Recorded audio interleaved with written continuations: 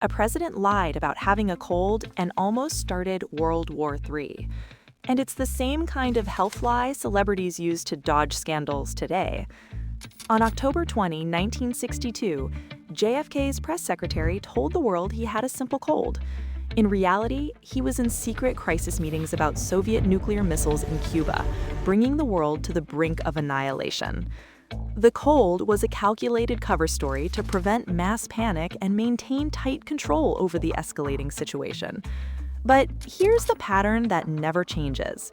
Powerful people use fake illnesses as a PR tool to hide the truth and manipulate the public.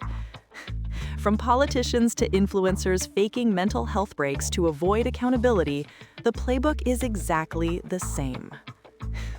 It's a timeless pattern of deception to control the narrative. What's the most outrageous celebrity health lie you've ever heard? Let me know in the comments.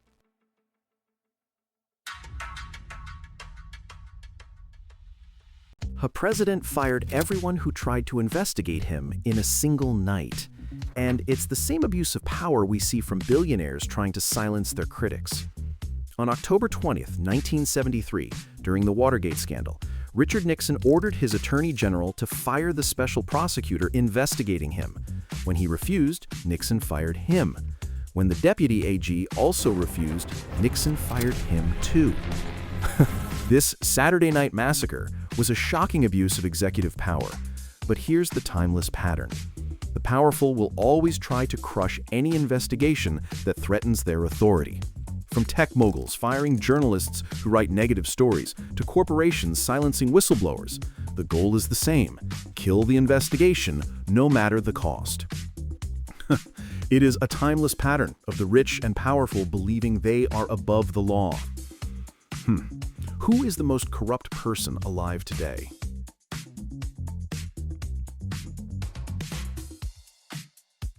A dictator who ruled for 42 years was dragged from a sewer and killed by his own people. And it's the same kind of brutal downfall that happens to the most hated internet villains.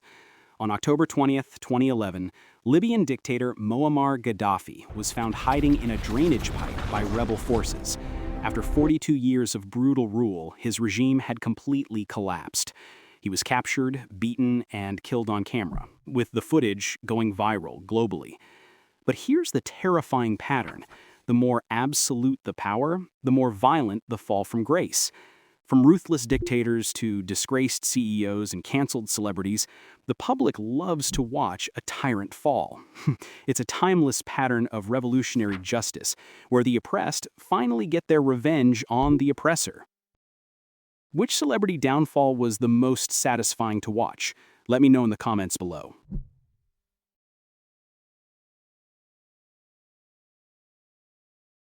A 12-year-old boy poisoned his grandfather with arsenic and became a celebrity.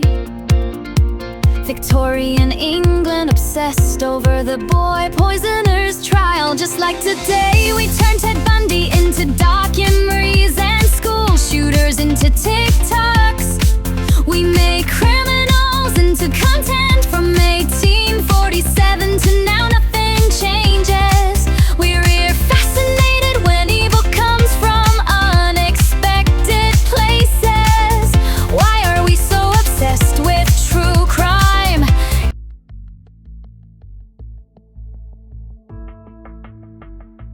A woman was jailed for 7 months just for holding a sign outside the White House. And it's the same kind of punishment peaceful protesters face today for speaking out.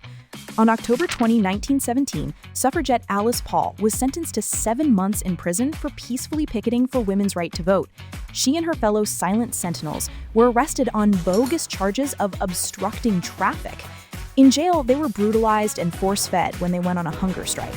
But here's the infuriating pattern. When the message is a threat to the powerful, the state will always try to silence the messenger.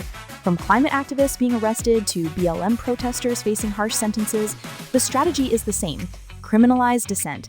It's a timeless pattern of using the law to crush peaceful protest and maintain the status quo. Is peaceful protest even effective anymore? Let me know.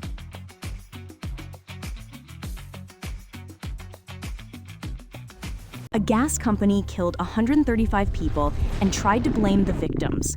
And it's the same corporate playbook we see today after every disaster. On October 20th, 1944, a massive liquid gas tank in Cleveland, Ohio exploded, creating a fireball that engulfed a 1-square-mile area. The blast killed 135 people and left thousands homeless. The East Ohio Gas Company initially tried to downplay the disaster and shift blame. But here's the pattern that never changes. Corporations will always prioritize profits over people and then use their army of lawyers to avoid accountability. From the Boeing 737 MAX crashes to the Ohio train derailment, the story is the same. Cut corners on safety, deny responsibility, and pay a fine. It's a timeless pattern of corporate greed and negligence. Which company is the most evil? Let me know in the comments below.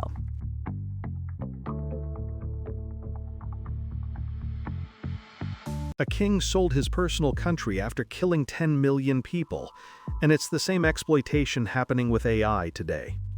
On October 20, 1908, King Leopold II of Belgium formally handed over control of the Congo Free State.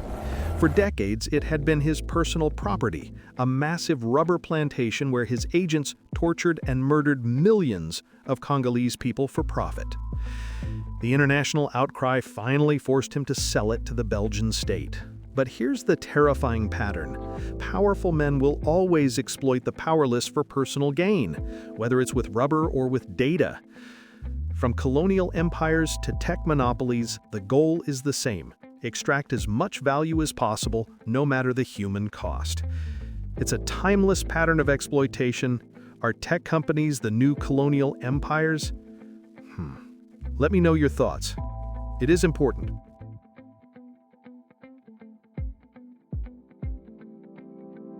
One battle created a dynasty that ruled Japan for over 250 years.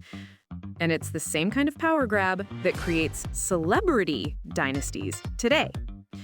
On October 20th, 1600, the Battle of Sekigahara took place. It was the largest battle in Japanese feudal history, and the victor, Tokugawa Ieyasu, became the undisputed ruler, or shogun. His family would control Japan for the next 2.5 centuries. But here's the pattern that never changes.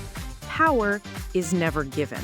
It is taken in a single, decisive moment. From ancient battles to corporate takeovers and even reality TV, one victory can establish a dynasty that lasts for generations. It's a timeless pattern of power consolidation, where the winner takes all and rewrites history in their favor.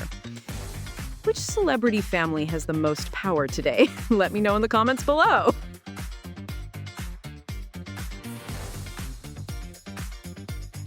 A play was so scandalous it nearly caused a riot in the theater, and it's the same moral panic that gets artists canceled today. On October 20th, 1889, Gerhard Hauptmann's play Before Dawn premiered in Berlin. It realistically depicted alcoholism and poverty, which was considered so shocking and immoral that it caused a massive uproar in the audience. People were screaming, fighting, and the performance almost had to be stopped. But here's the pattern that never changes. Art that challenges the status quo will always be met with outrage and calls for censorship. From controversial plays to problematic movies and songs, the playbook is the same. Moral outrage is used to silence artists who dare to show the ugly truth. It's a timeless pattern of censorship and artistic freedom. What's the most unfairly canceled movie or show? Let me know.